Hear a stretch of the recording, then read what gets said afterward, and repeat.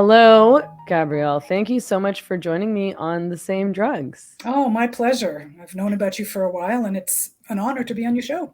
Oh, you have? Okay. Well, that's nice. I'm just learning about you. I really appreciate the book that you just published. I am curious to know, before we get into that, a little bit about your background. I mean, and what led you to write a book about COVID dissidents? My background, I've been working as a freelance writer for 29 years. I do a lot of medical writing, also journalism for the general public. I've had two books published before by a mainstream publisher. And so what led me to write this book? It was very organic. When COVID hit and the lockdowns and everything, I had an instinctive and very strong recoil to the whole thing from day one. Hmm. It wasn't like I was on board for 2 weeks or 2 months and then changed my mind. It was literally from day one, and everyone around me was on board, and I thought I was taking crazy pills. Why were people so gung ho about this and so inflexible of anyone who expressed a different view? Why was there all this shaming and snitching? And it just seemed completely crazy to me. And I despaired. I despaired at what was happening to the world. I even found a Zoom therapist to talk about all this with, because I really had to try to make sense with it. And slowly, I found my sea legs. I looked for kindred spirits online. I found this lockdown skepticism Reddit group, and I eventually became a moderator in the group. And I sometimes joke that I'm the oldest moderator on Reddit, because I'm 66 now, and I was 63 when it all started.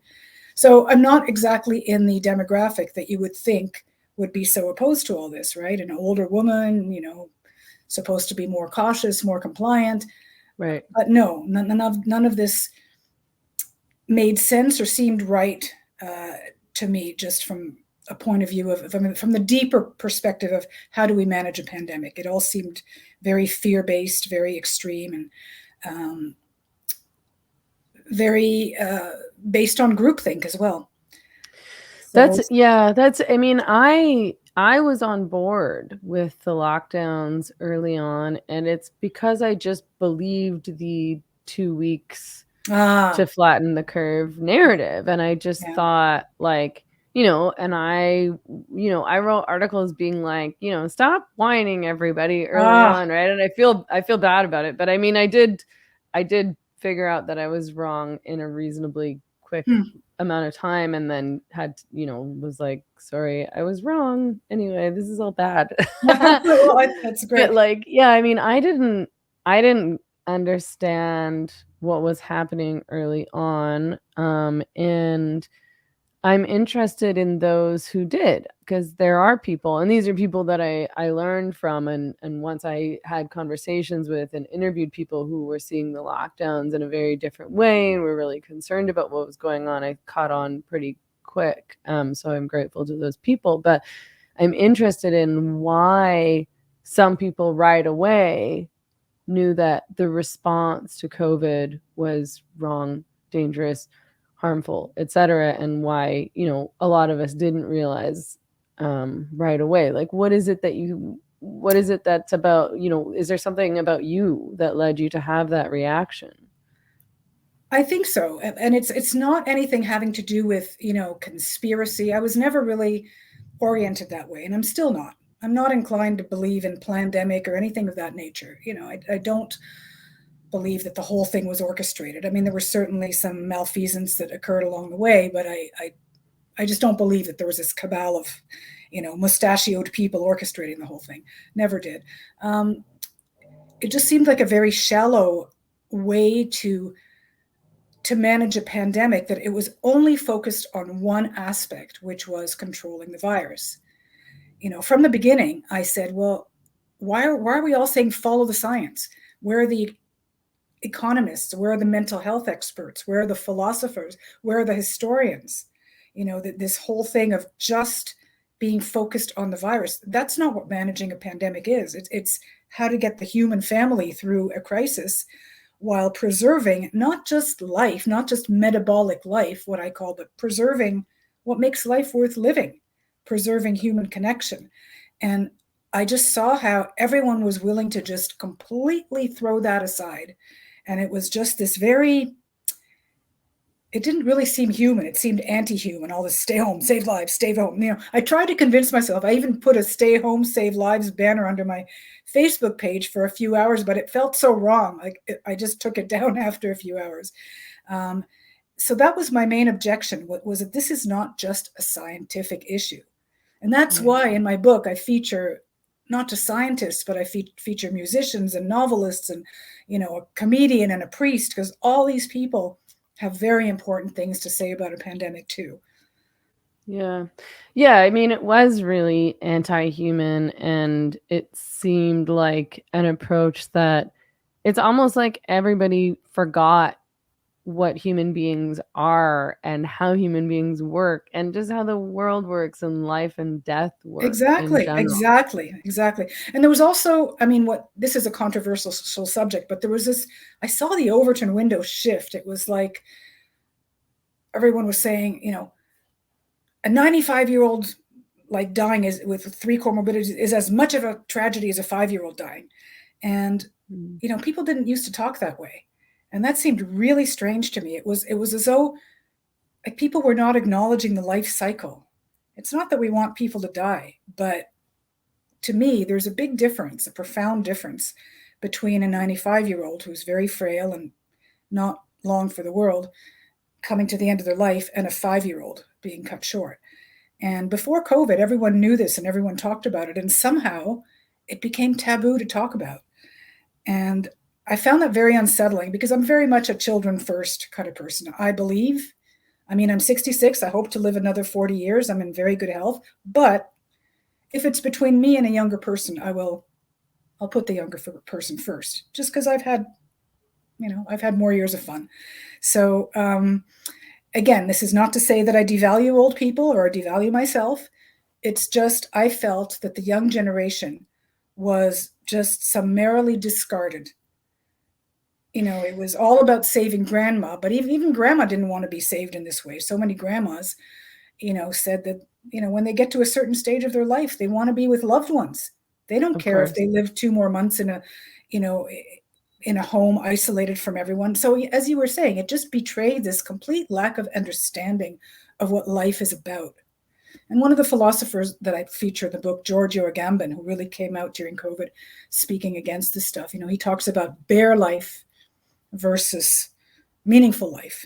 And there was this weird emphasis on bare life, which I think just rubbed some of us the wrong way. And yet we couldn't talk about it. Yeah, like this idea that living is literally just about staying alive. Right, then what? right. Just, plug you in and you could just, you could just live unconsciously for Right. eternity, maybe, As right? long But as is that as what long we as want? metabolism, is continuing.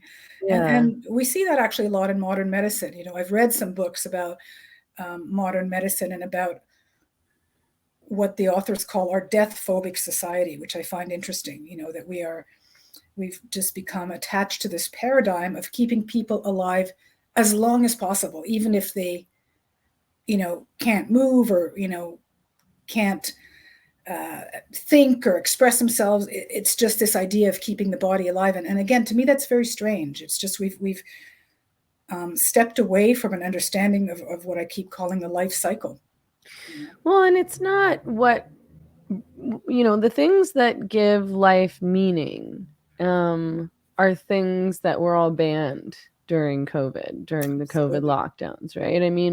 The important things in life, the things that are meaningful to human beings are, relationships, family, connections, traditions, celebration, mourning, Exactly. but even, communication like that, the communication thing is one of the things that continues to bother me about specifically the mask mandates, because I right away, kind of refuse to put a mask on unless I was absolutely forced, like if I was at the doctor's clinic or on a plane or, something like that. But I wasn't voluntarily wearing a mask around. I had like an immediate aversion to it, partly at first because I just thought it looked stupid. And I was like, this is embarrassing. Why is everyone not embarrassed to be walking around in these stupid masks? And then beyond that, because I couldn't breathe properly. It was hot. It was uncomfortable. And I couldn't communicate. I couldn't send like facial signals to other people. You can't smile at people. I can't hear what people are saying. They can't understand what I'm saying. And it was really strange to me how many people didn't seem to care about that at all and seemed, in fact, really enthusiastic about putting these masks on.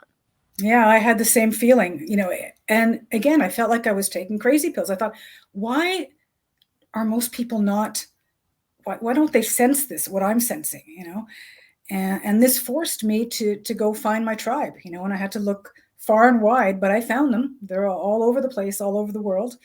And I also formed a group in Toronto. Again, I was the matriarch, and we called ourselves QLIT, Questioning Lockdowns in Toronto.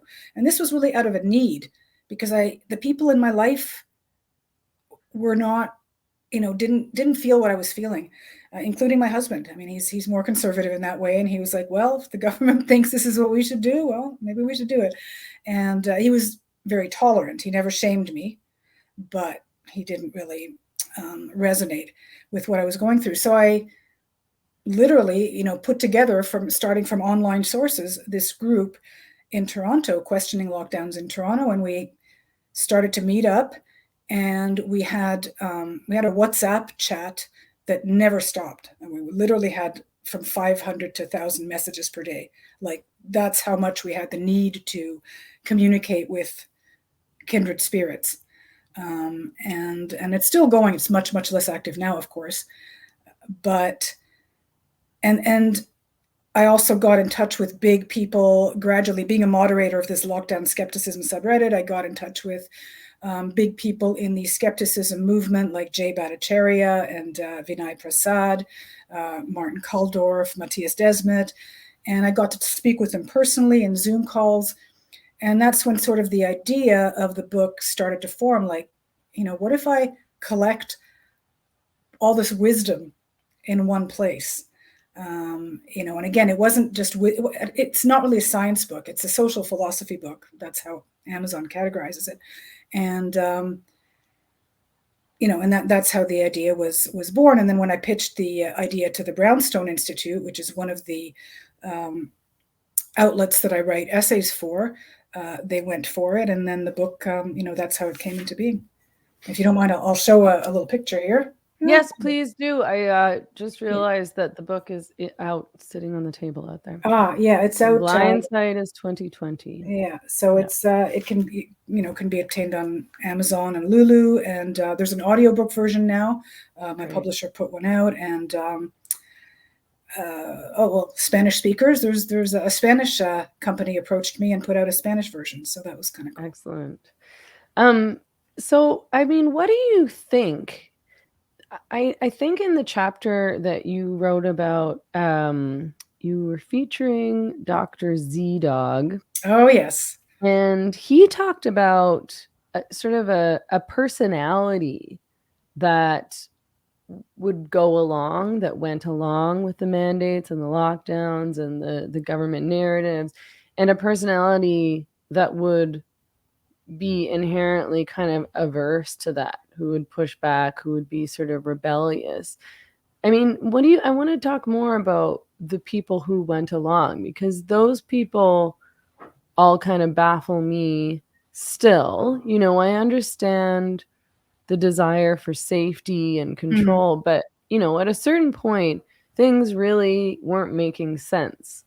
And yet a lot of people were going along, were supporting the mandates and bashing people over the head with their little slogans. And I was just like, aren't you tired of this? Don't you hate this? Aren't you worried about your kids who are out of school and not able to develop properly?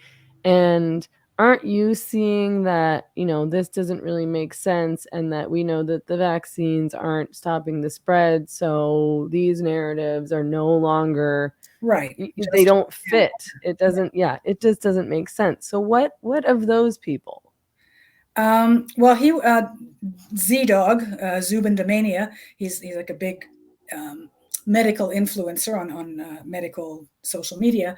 He was an early influencer. I ran into one of his YouTube videos called, I think, Masks and the Moral Matrix, back in May 2020.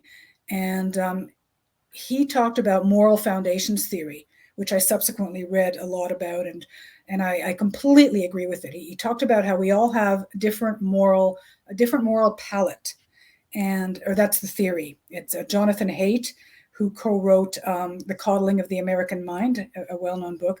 That's his theory, how we all have a moral palette and we have different moral levers. Some people are more sensitive to caring, or being perceived as caring. Some people are more sensitive to authority. They believe in following authority. Some people are more sensitive to freedom. That's just a very important moral value. And these values are actually they're not logically thought out. They're things that we had within us since a very young age for, whatever reason. They're deep within us. And we may just justify them logically after the fact, but they're really quite instinctive. And so depending on your moral palette, you're going to fall on one or on the other side of the COVID divide. And I discovered, again, I really didn't know this before. I discovered that I actually have a very strong sensitivity to freedom, that it's an important value. Mm-hmm. I really assumed that everyone else was like me before. Like, I completely naively, at the age of 60 plus, I did not think I was unusual in this regard. And that's why it was so shocking to find out that I was. But that was one of the things that I learned, that my freedom taste bud is very sensitive. And other people whose caring taste bud is sensitive, which also includes the need to be perceived as caring. Mm-hmm. When the narrative conflated support for lockdowns and masks and mandates and all that with the caring choice, certain people, perhaps for good intentions in some cases, they had a strong caring taste bud, and they just felt that they had no choice. Like, this was sort of the only menu available to them. So, one of the things that I try to avoid to do in my book is I don't really demonize the other side. I try not to be wishy-washy either. I tell it like it is. But I don't believe that everyone on the other side had bad intentions. I think they were blinded by fear and by groupthink. And in some cases, they had good intentions. As I said, of course, there's some bad actors, but I guess I don't, contrary to some people that I know and like very well, who believe the whole other side is evil. I just, my mind won't really go there. I mean, I think that's the right approach. I have trouble being as generous. I know that your approach is the right approach, but I mean, like, I wrote a piece called "Why We Shouldn't Forgive and Forget the COVID Authoritarians." But I mean, it's not necessarily that I think that these people are evil, although so much of the rhetoric coming from these people was really, really hateful and really dangerous. It's that I don't feel like I can trust these people anymore, because these are the kinds of people who will throw me in the gulag given the chance. And I don't want to, I can't trust that they won't do it again. They're obviously the kind of people who are not learning from history or looking critically at what's going on around them. I shouldn't say obviously. Yeah. That seems obvious to me, maybe not to others. Well, I think that maybe one of the differences, I don't know if you got vaccinated or not. I did, and I did it without much thought. I'm kind of, I know it sounds strange to say, I'm a bit of a risk taker. Like, I don't worry about my health. I worry about lots of other things, but I don't worry about my health. I didn't worry about COVID, and I didn't worry about the vaccines. I was like, okay, sure, I'll get some shots.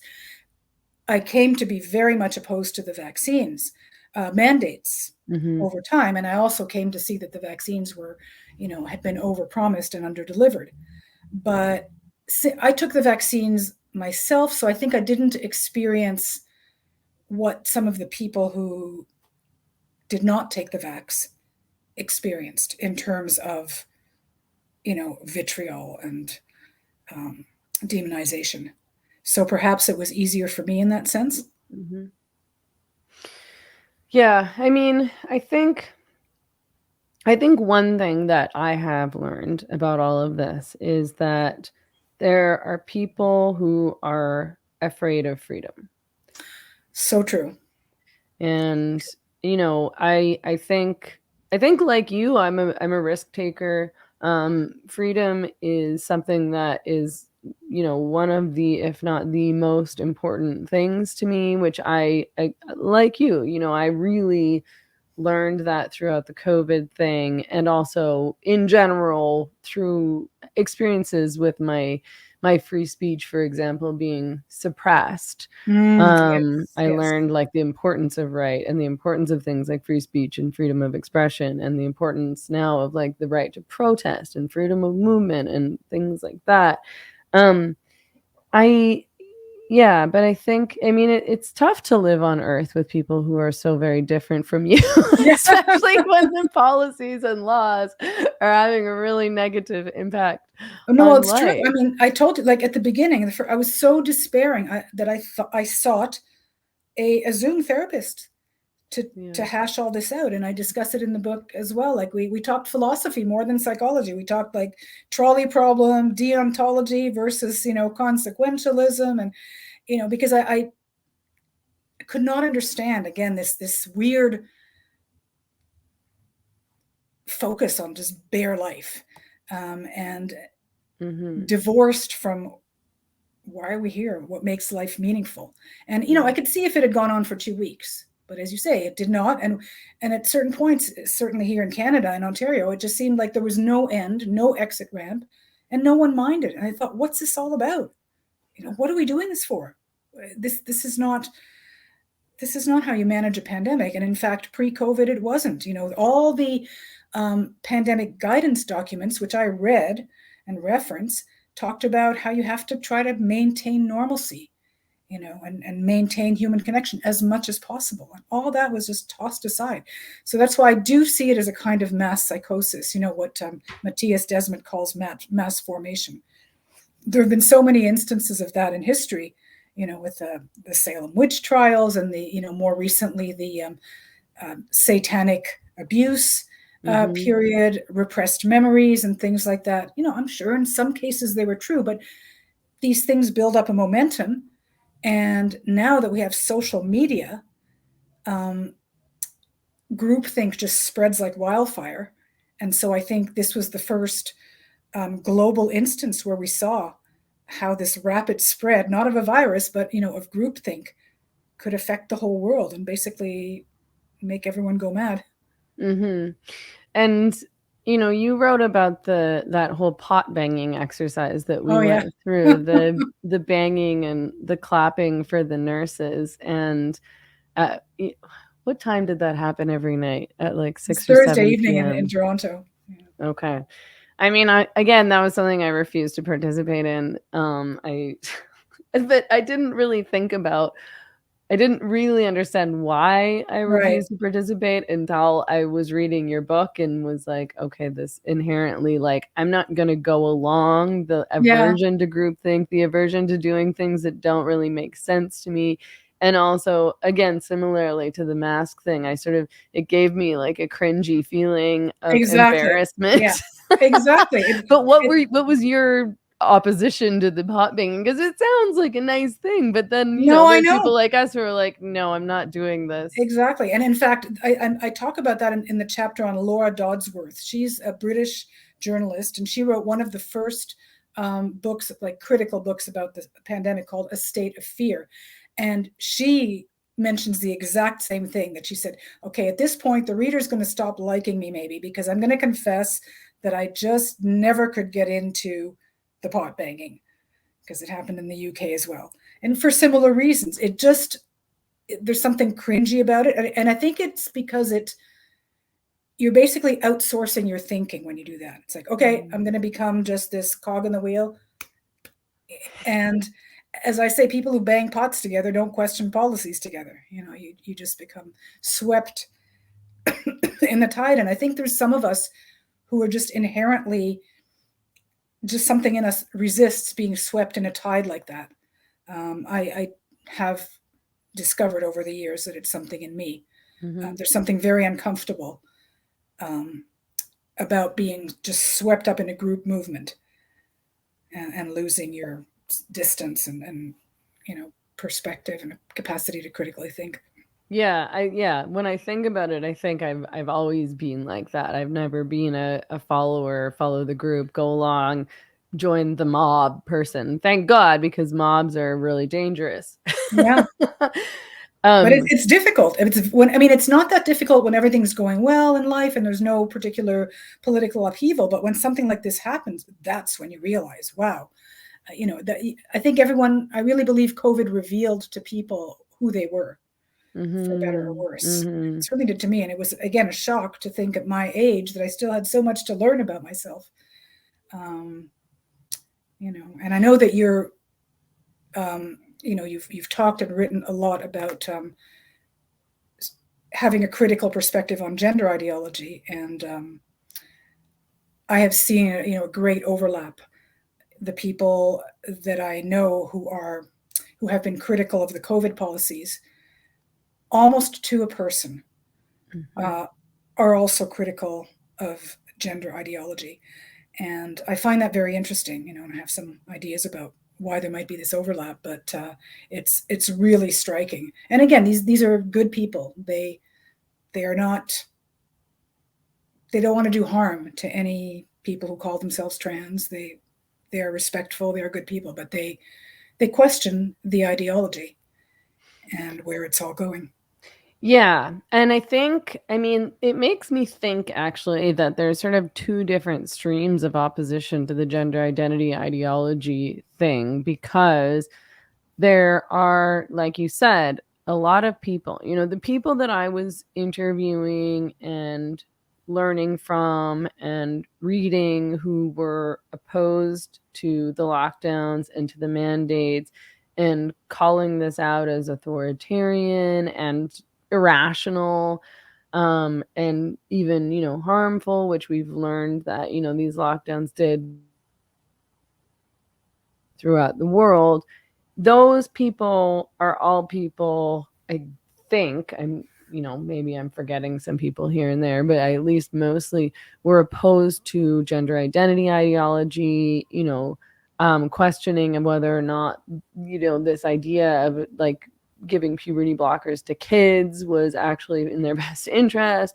But then there was also a whole big group of feminists that I was connected to. I come from primarily, a feminist and leftist background. So for the past 10 years or so, my writing and my work the focus has been in, I guess, a socialist analysis, a radical feminist analysis, and probably most of my supporters up until maybe 4 or 5 years ago were feminists.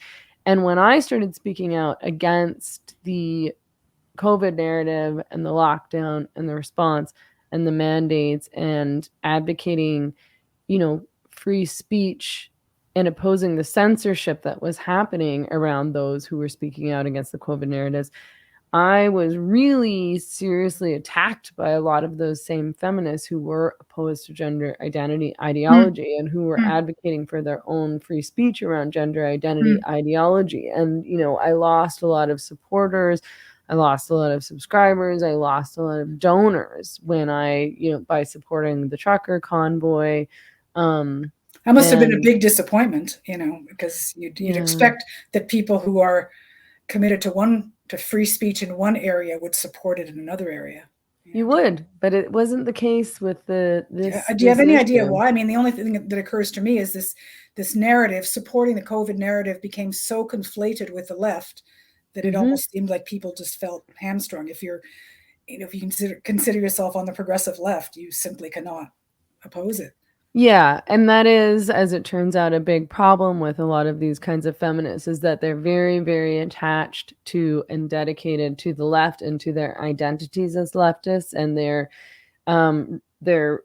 their efforts to not be conflated with the right wing, with alt-right, with conservatives, with these people who they consider to be political enemies, who might not be political enemies, or you know, let's just call them enemies, who might not be enemies, if they open their minds to the fact that just because a person might have some different views than you, some different political views, maybe some different religious views than you, that doesn't necessarily mean that they're a bad person or an enemy, or that you can't work from them. So it's interesting, because they could recognize what they did recognize, which is really important, of course, is the impact of gender identity ideology on women and girls and women's rights, which is massive. Like, that's one of the very main things, right?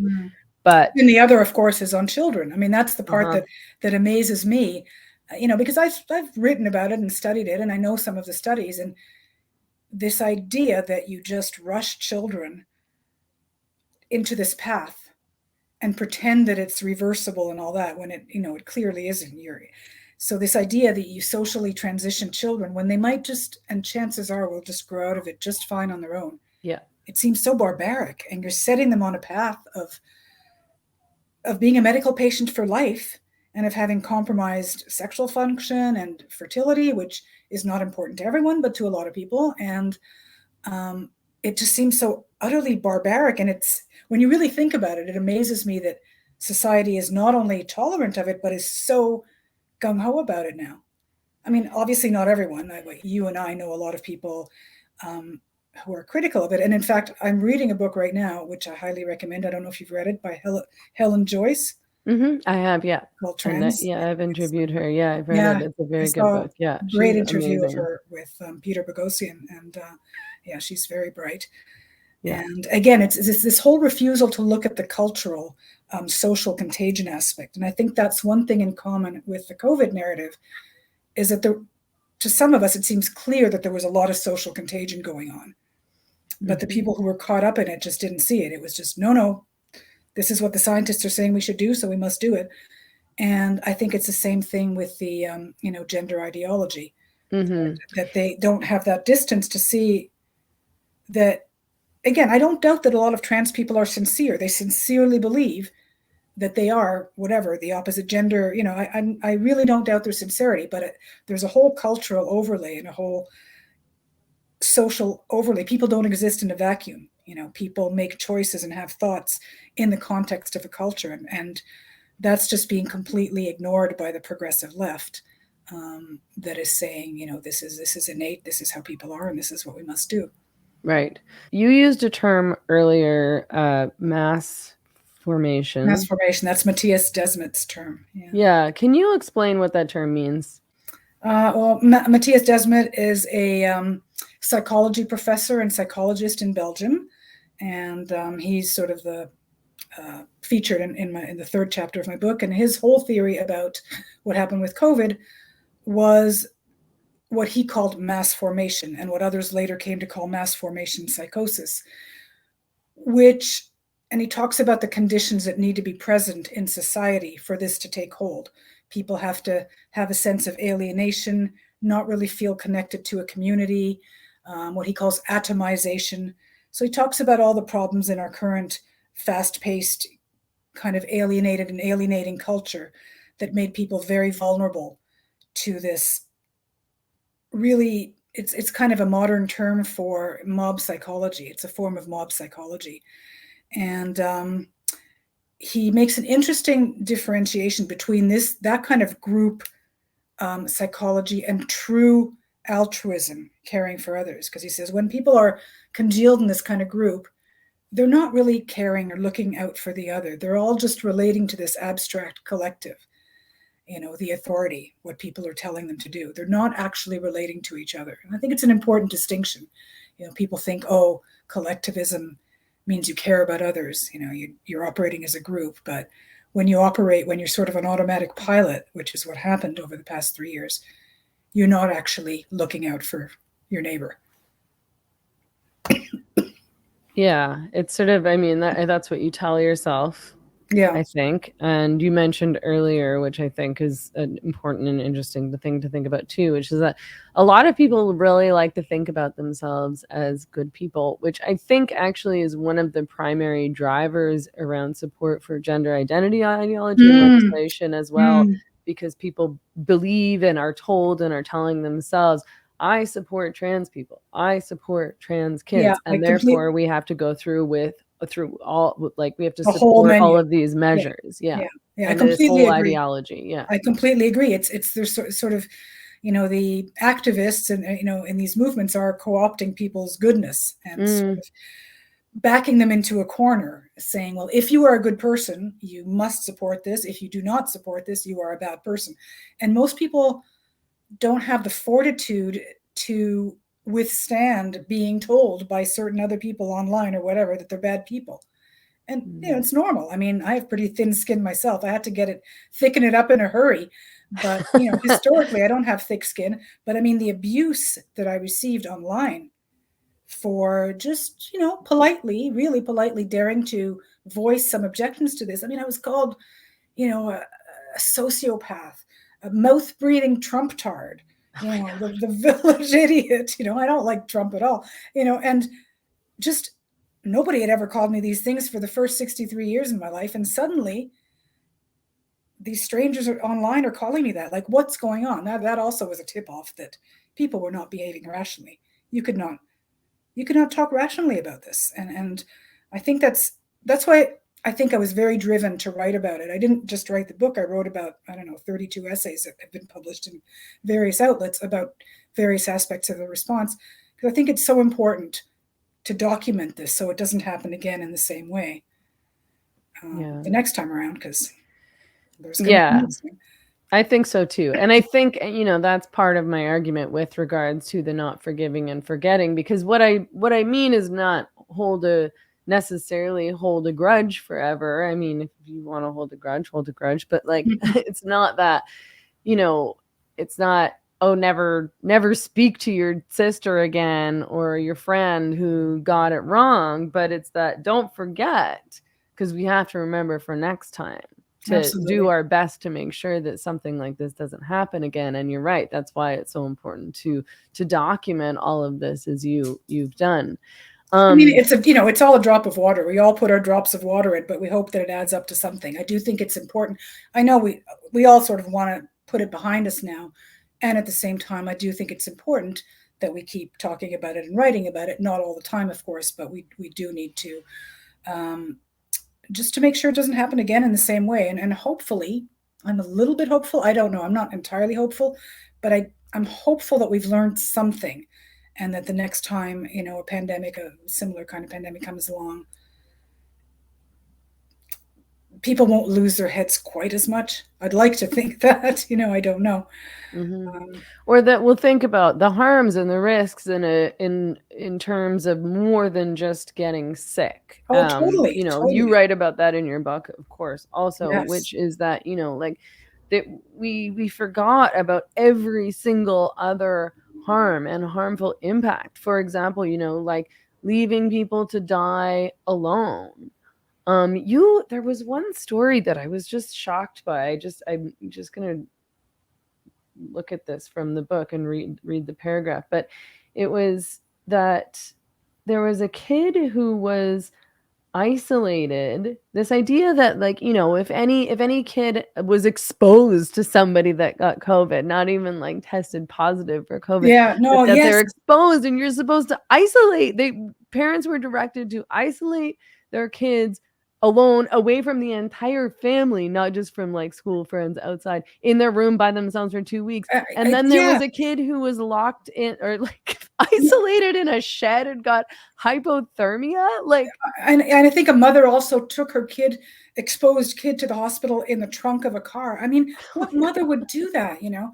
But the saddest one that of all those stories that I read, and because I have a chapter on children called Children First, there was a young man, I think 19 years old, who it turned out he had meningitis, you know, and he tried to get into the ER in the hospital to be seen, and they refused to see him because he too had been exposed to COVID.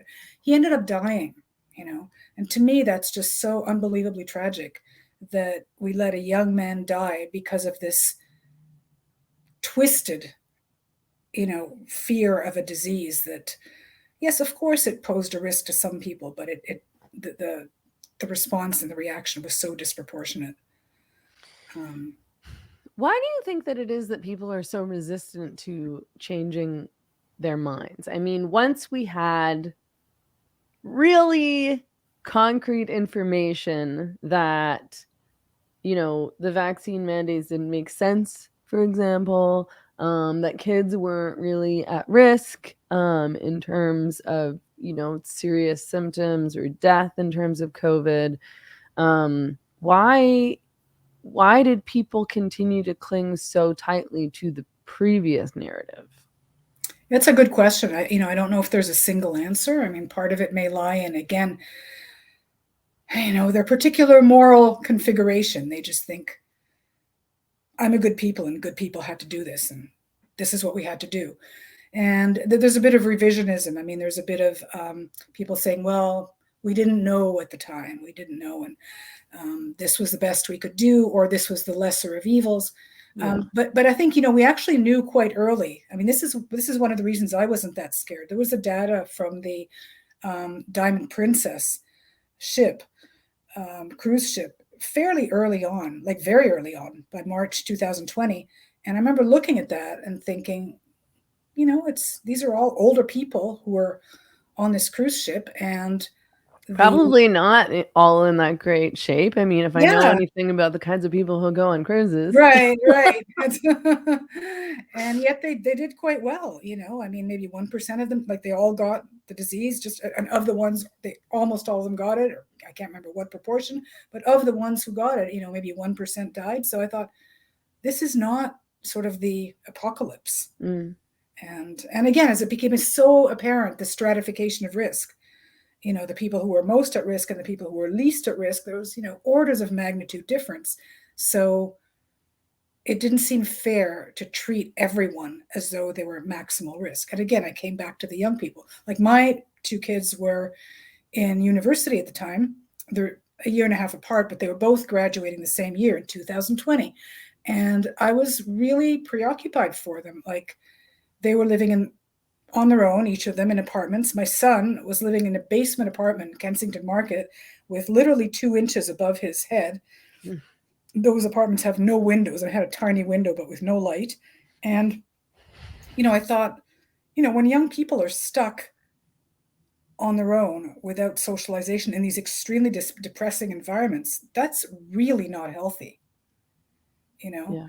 And I was concerned. I mean, they got out of it, but I was concerned because they had to give up all their social supports, all their extracurriculars, all their classes. And for people who live alone, it can be very isolating. And that is one thing that I also felt resentful about. People who had nice family situations, they had their house and they had their, people coming in to help out, and everything was stable. They had their job, no big deal, lockdown. But for anyone who was in a precarious situation, it could completely pull the rug out from under you. Yeah. And so, one thing I feel pretty confident about, people have accused me of being selfish for not supporting the lockdowns. I'm pretty confident it wasn't selfishness, because my situation didn't change. I was one of the middle-class laptop people. Like, my income didn't change, my home situation didn't change. But I think I really did feel empathy for my kids and a lot of people in their generation who were not in that situation. And whenever I heard of a young person like killing themselves because of the lockdowns, I have to say that was a lot more painful for me to hear than, perhaps someone at the end of their life in a nursing home who died of COVID. It's not that I wanted anyone to die, but somehow the people who died of the policies just seemed especially tragic to me. I just, yeah. And I mean, so much of the narrative and the kind of manipulation or bullying that was going on in terms of trying to force people to go along to continue going along and along and along and along with the lockdowns was, protect grandma. Like, do you want grandma to die? Like, you're going to kill grandma if you don't stay home and if you don't get vaccinated and if you don't mask up. But I don't ever remember, even when it was happening, I don't remember hearing from grandma. You know what I mean? Like, I don't remember there being a whole mass of seniors demanding lockdowns. And what I do remember is feeling really awful for older people, because older people are so easily more isolated than everyone else because they're less mobile. They are retired, so they're not going to work, so they're spending a lot more time at home. They can't get out and get around as easily as other people often. And you're at the end of your life, and to force someone to die alone is just so tragic and cruel. I completely agree. And I talk about that as well in the book, how some old people actually came forward and said, we don't want this. We just don't want this. There was a group of people, of residents in a nursing home, who rebelled and who, protested and had placards saying, set us free and all that. So, but again, they didn't, all these policymakers didn't actually get down on the ground and talk to the old people. It was sort of the middle-aged people, or the boomers, deciding what was best for the old people. And I'm a boomer, but I didn't identify at all with what the boomers were doing at the time. Yeah, well, and people my age really went along. I mean, most people that I knew in Vancouver are kind of progressive people. Vancouver is a really progressive city. Canada is a really progressive country in general. So there were a few people who were opposed, but most of my friends in Vancouver went along and were angry at those who didn't want to go along. And I mean, I know I lost a lot of friends because of my choices and because of my writing and speaking out about this stuff. Some people, reamed me out on social media, and some people just stopped talking to me and still have not spoken to me again. Or, it's not like there's been any reckoning where someone's come around and been like, ooh, sorry, I was wrong. Like, I shouldn't have treated you, or shouldn't have treated others like this, or I screwed up. Have you heard from anyone who was like, oh, oops, sorry? Well, as I say, I don't know what your choices were around the vaccine, but the fact that I got vaccinated, I think I didn't experience as much vitriol for that. As far as my views about the whole COVID, the mandates and the masks and the lockdowns, which were very much anti, I wouldn't say I lost any friends, luckily enough, or even colleagues. I mean, I think I'm old enough that you kind of figure you're ready to take a chance. I don't have young children to feed, so I could take some chances. I actually told some of my clients about my views, the ones that I've been working with for a long time, and some of them even bought my book. And I haven't lost anyone so far. So I consider myself lucky in that regard. But again, I do, perhaps if I had not gotten vaccinated, well, I know I wouldn't have been able to go to certain meetings with some clients. But I know, I supported the convoy too. And I think a lot of my friends were just baffled. They just, it wasn't even something that they could compute, you know what I mean? Because they were so used to, my friends, most of them are also progressive, so to speak. And it just, how can someone like you support the convoy? They would say things like, I mean, your mother was a Holocaust survivor. How can you support this thing? Because they were equating it with Nazi, this, that. And I remember I had a cousin at a New York gathering, a family gathering for my aunt's 100th birthday. This was last year. And again, I was telling all of them, by then my book had just come out, and I was telling them, no, it was the beginning of this year, sorry. And I was telling them about some of my thoughts around the pandemic policies. And then this cousin piped up, well, but surely you didn't support the convoy. And I said, matter of fact, I did. And he wasn't even upset. I think he just didn't even know what to say. It was like, this doesn't make sense. So we changed the subject. I think just people could not understand how a so-called I mean, progressive. I don't consider myself progressive anymore. I consider myself totally politically homeless, but people couldn't understand how I could support the convoy. And for me, it was always something bigger than just the vax mandates. Oh, yeah. And, you know, Rupa Subramania, who you may have heard of. I've interviewed her, yeah. Oh, wow. Yeah. She I was also on her show, on her podcast, and she's featured in my book too. And she talks about how she thinks it was a bigger moment than just about the vax mandates. It was just people rising up in protest against what was happening to Canada and just the level of authoritarianism and coercion and craziness. And of course, I was going to support that. And then I also heard from my son about it. I actually interviewed my son for the book because he went to the convoy. My kids are, you know, fortunately, they were both pretty much aligned with my thinking from the start. And so my son and some of his buddies, they live in Montreal, they went to the convoy. And so he told me what it was like. You know, I asked him about, well, what about all these accusations of Nazi and Confederate and this and that and the other? So he told me, of course, you're going to always have a couple of crazies at any protest, but he gave me a sense of the overall mood and what it was about. Of course, there was a lot of anti-Trudeau sentiment, but that's fine. But what he really described was not what the mainstream newspapers were reporting. Right. Yeah. And I mean, and I supported the convoy right away, and I thought they were heroes, and I think they saved Canada and America too, actually. I mean, that's why the mandates ended. It is. It's, you know, that's why they forced the government to drop the mandates. And for me, it was never really primarily about the vaccine either. I mean, I thought the mandates were wrong, but like you, it wasn't like I was scared or worried about getting the vaccine. I certainly had concerns after a certain point. But it was about everything. Part of my anger and concerns were class related. You know, we knew very early on what a horrible impact the lockdowns were having on addicts, for example. You know, the poor and the working class were the ones who were suffering. They were losing their jobs. They were losing their businesses. They had, you know, people who were struggling with like addiction and mental health issues didn't have access to the services that they normally had access to. They didn't have access to other people, to communities. They're being isolated, which of course is going to make mental health and addiction issues worse. And, you know, nobody was coming around to see how they were doing. And there was a line in your book from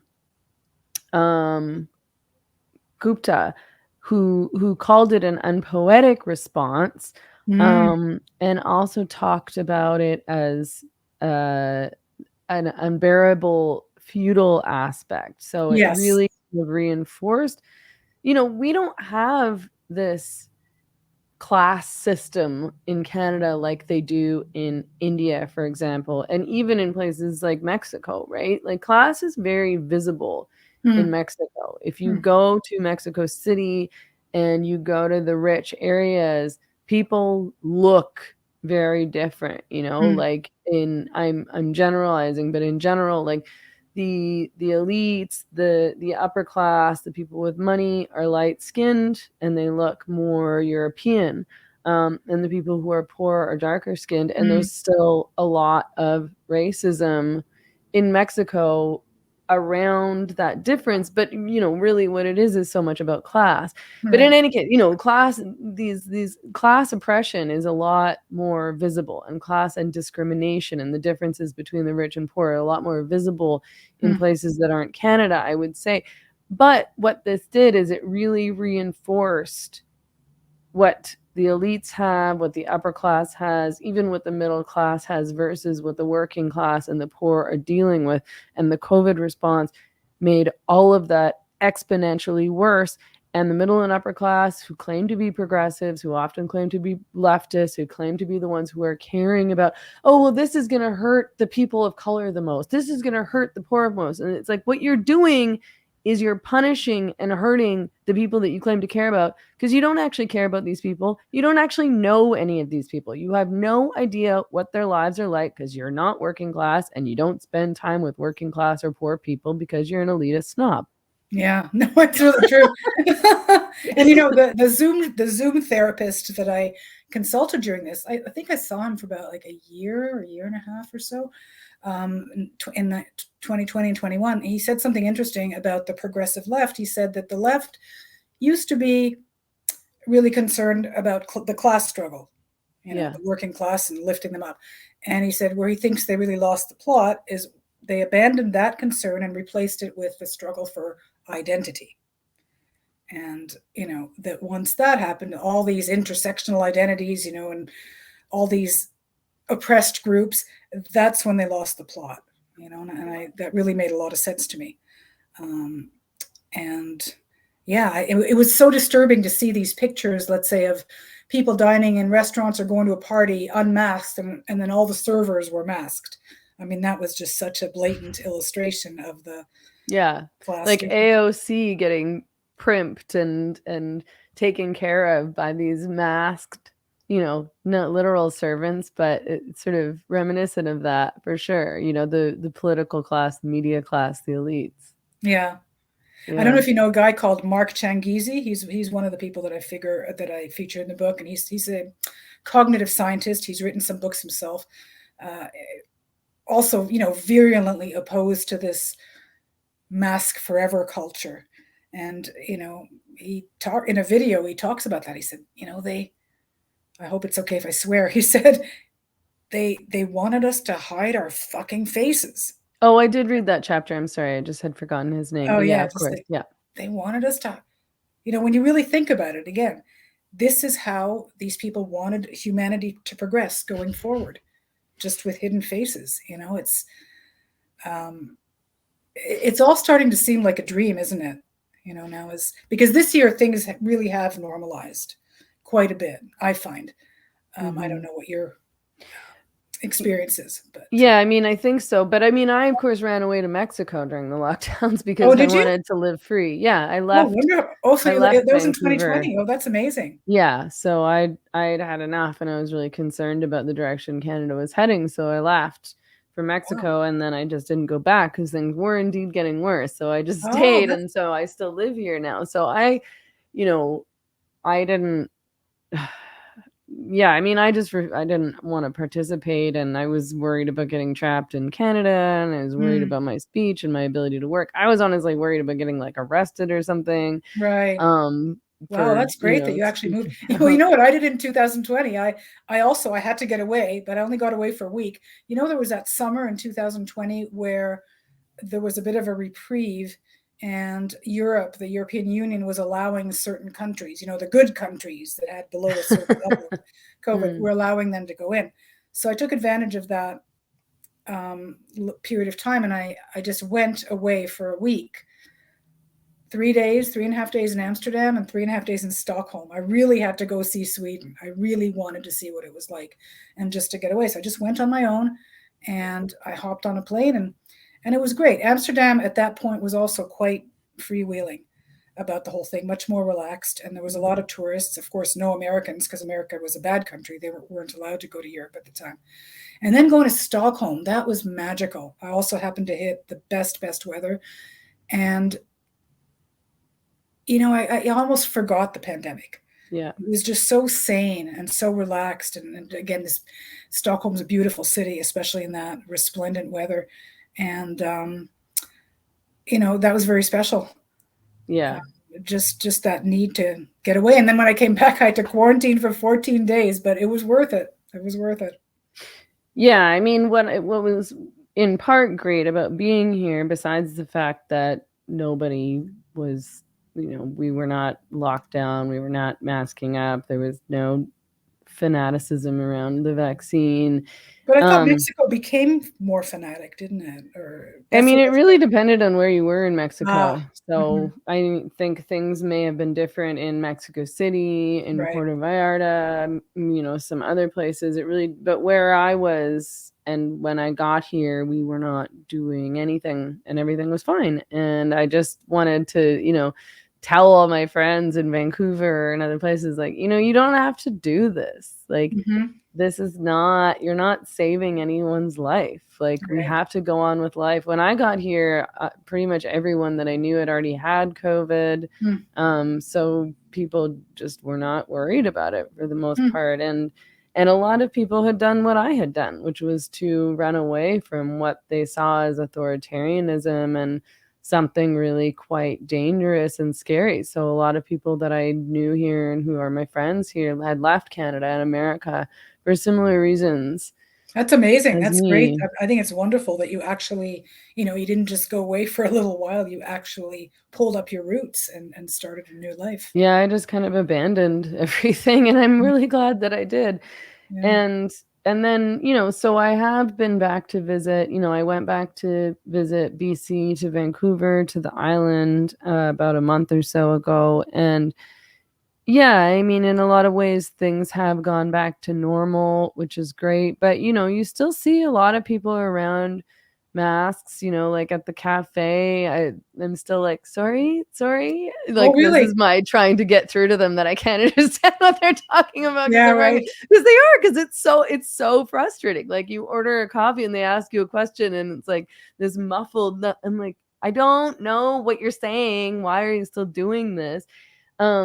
But yeah, I mean, nonetheless, like, it's weird that there's no reckoning. No, for sure. But, one encouraging thing in that regard, I was recently in Asia, in Singapore and Seoul, and, the trope is, all the Asians wear masks. It's part of their culture. And they, right. What's your problem? Why are you complaining about this? Because they all care, because they care about their community. But, and I've got the pictures to prove it, in those two places, in Singapore and Seoul, like, the maskers were definitely a minority. And I'm talking even in the subways and trains and indoor and malls and all that. I mean, yes, there were some, but they were absolutely the minority. So, and I think that's very healthy. People don't want to and shouldn't live in crisis mode forever. I mean, if somebody wants to, be my guest, but I won't be having much to do with you. Yeah, you can't impose that on everyone else. I mean, if you want to be afraid and you want to stay home and you want to wear a mask, then okay. But imposing that on everyone else is the really crazy thing. Especially in perpetuity, and again, there's always these justifications. Oh, whatever, immunocompromised, this and that. Well, most immunocompromised people are over it too. People don't want to live, people want to live full lives.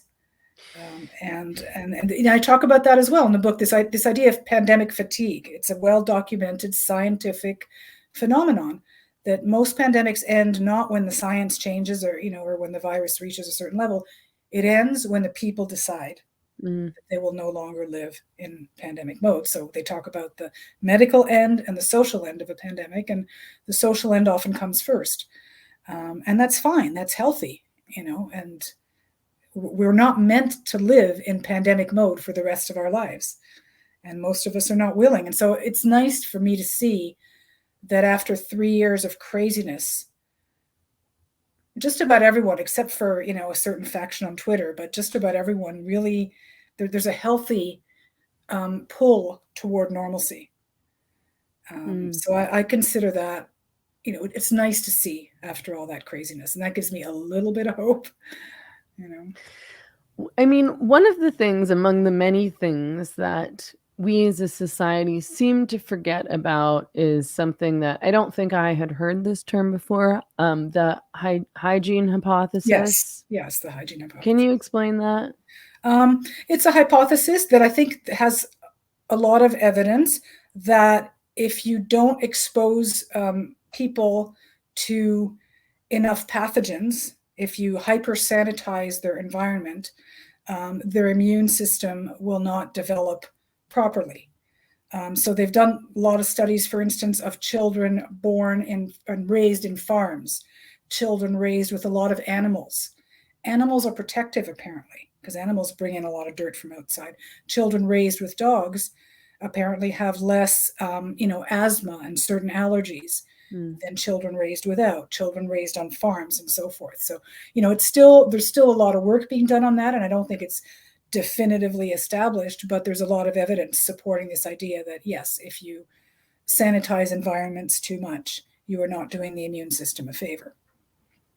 Yeah, I mean, I think as I understand it, and as I've understood this for some time now, is that kids are supposed to be playing in the dirt and, licking their hands and touching Right. animals. And yeah, Yeah. I mean, when I grew up, I was outside playing in the dirt all the time and in sandboxes full of pee. And we always had dogs who I'm sure I was like, kissing all the time. I still kiss my dog and share water with my dog. Sorry if that Oh, grosses wow. Oh, my listeners God. out. I can't help it because I put my glass of water down and she drinks out of it, or I put my coffee down and she drinks out of it. I put my wine down, she drinks out of it. So Oh, my God. My I don't husband always know. we would have a fit at that. That's the one thing he's like, no, he would have an absolute I mean, I'm not intentionally sharing with my dog. I'm just saying that it happens. Oh, wow. And I'm not too worried about it. But I think I probably ended up with a robust immune system as a result of all of that. Well, but it's weird that people now think that there is this, like, they need to be, I mean, kids get sick, they get germy, they're grubby. Like, this idea that you can protect kids from getting sick and that they shouldn't touch each other or breathe on each other or put their hands in their mouths. I mean, the kids are going to do all of that stuff anyway. But the approach during COVID was particularly weird. It's like, sanitize your child. It's like, that's not how kids are supposed to be. The whole idea of asking a 2-year-old to wear a mask. What 2-year-old is going to keep a mask on properly? It's not going to happen. It's not happening. It's absurdity. It's sort of it's OCD basically. It's institutionally rubber stamped, endorsed OCD, collective OCD. It's crazy. One thing I wanted to just talk about, if we have time, you mentioned this idea of progressive and right wing, and people didn't want to espouse certain beliefs or explore certain beliefs because they were tagged as right wing. One of my objectives in writing this book is I wanted to reach both sides. I wanted to write a book that people who felt like me could relate to, but also the other side could sort of pick up and go, oh, okay, I understand some of the issues. I may not agree with all of them, but I kind of see why some people objected to all this. But it's been so much more challenging to reach the left side than the right side. Most of the interest that I've had from podcasters has been from, so-called right-wing or alternative podcasters, but the ones who are firmly on the left, I've had a few nibbles, but it's a lot harder. And that's, I find that regrettable. I mean, I'm still working on it, but that is one of my goals, is for, so I tell people who are on our side, give the book to some of your progressive friends, just maybe to get them thinking a little bit, because that is definitely one of my aims. It's not just to preach to the choir. I think that's the danger sometimes with books like these, is you end up preaching to the choir when really I want to talk to both sides.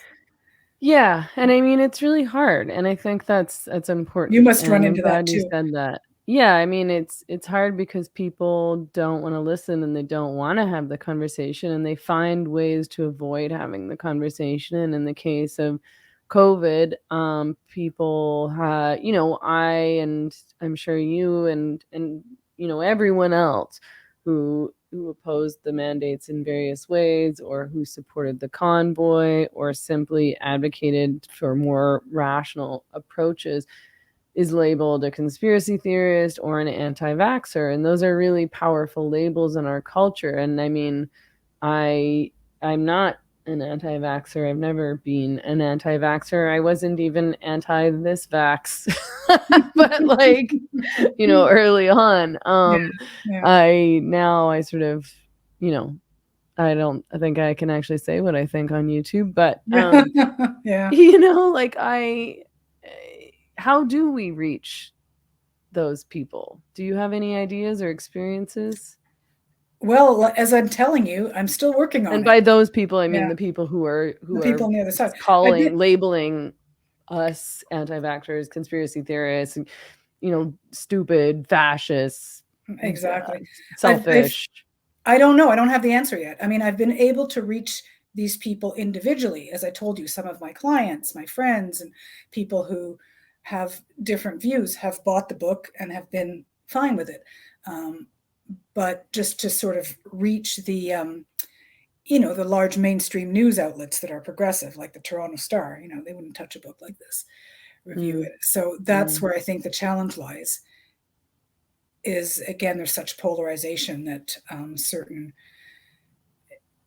news outlets, again, they don't want to be, accused of being right wing, whatever that means anymore.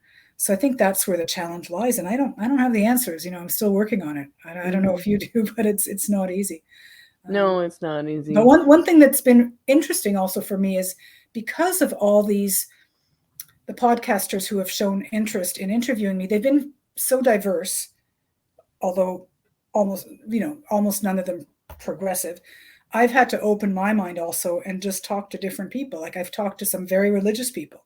Yeah. There's some really religious people who were interested in having me on their shows, and I'm not a religious person, but I kind of related to some of the religious people's objections to the COVID policies, like the religious Jews in Israel and in New York, how they just refused to comply, or the Amish was another group. I really came to understand their worldview. So it's been interesting for me to open up my mind too. I'm still not religious, but I understand the religious perspective in a different way, because I thought they had a more, somehow a deeper and more holistic response to the pandemic than. Yeah. I mean, the religious people were some of the only ones to push back in Canada early on, because there was, people who refused to stop going to church or didn't want to shut down church or refused to stop religious gatherings, which I thought was great. Yeah. Yeah. Yeah, I did too. And I came to understand it. It's like they look at the world in a different way. Yeah. And for them, communion is not something non-essential. Right. They don't, I mean, who decided that spiritual communion is non-essential, but wandering around the aisles of Walmart is essential? Who decided that? And some people just said, no, we're not going along with this. And I really admired that. So it sort of opened my mind a little bit more to the religious perspective. So I've found that interesting. I've talked to all kinds of interesting people. That's a silver lining, as perhaps you've found too. I mean, you lose some people, but then you gain a lot of really interesting people too. Oh yeah, I mean, my cancellation, I mean, I've been canceled 100 times now, but like my cancellation has been great in so many ways because it exposed me to all sorts of different people. I mean, I'm lucky to have a podcast. I mean, it's a real gift because I get to speak to and learn from so many different people. I've changed my mind about so many things just from talking to people who had different views and different expertise than I did. And yeah, I'm not, there's almost nobody that I don't want to talk to so long as they're engaging in good faith and I don't think they're crazy or some kind of psycho or phony or whatever. But, like it's, my mind is so much more open than it once was. I once was one of those leftists who sort of wrote off the right, the so-called right, whoever was labeled as right. I don't think that those categories have a lot of meaning anymore. No. But I mean, I guess I found that one of the easiest ways or the most successful or productive ways in getting through to people is really just one-on-one, Yeah. It's just by having conversations with people and maybe asking questions, and they humanize you. It's very easy to dehumanize people online, as I'm sure you know and have experienced. It's been quite a ride. Yeah. But I agree. It's one conversation at a time. Ultimately, that's what we're stuck with. Yeah. And also hopefully, sharing your book, and maybe people will open their minds or learn something or change their view. So speaking of, how can people get your book? Blindsight is 2020. I'll show it again. Well, it was published in the States by an American nonprofit publisher, so you won't find too many copies, in the bookstores. In Canada, you can get it on all the Amazon outlets. Amazon haters can get it on Lulu, or if anyone just wants to look at my website, GabrielleBauer.com, there's instructions there for how to get it. But I would say Amazon is by far the easiest. And as I mentioned earlier, there's an audiobook version now out for people who like to listen to books. I'm not the narrator. The narrator was selected by my publisher. And and there's an e-reader book and a print version available. So. Excellent. Well, I'm so glad that we were able to talk today. I really appreciate your work. I thought the book was great, and I wish you all the best, and I hope that lots of people read it. Well, thank you, and I will keep following your work, which I much admire. So, thank you so much. Mutual fan club. Perfect. Okay, have a great night. Thank you. Bye-bye. Bye.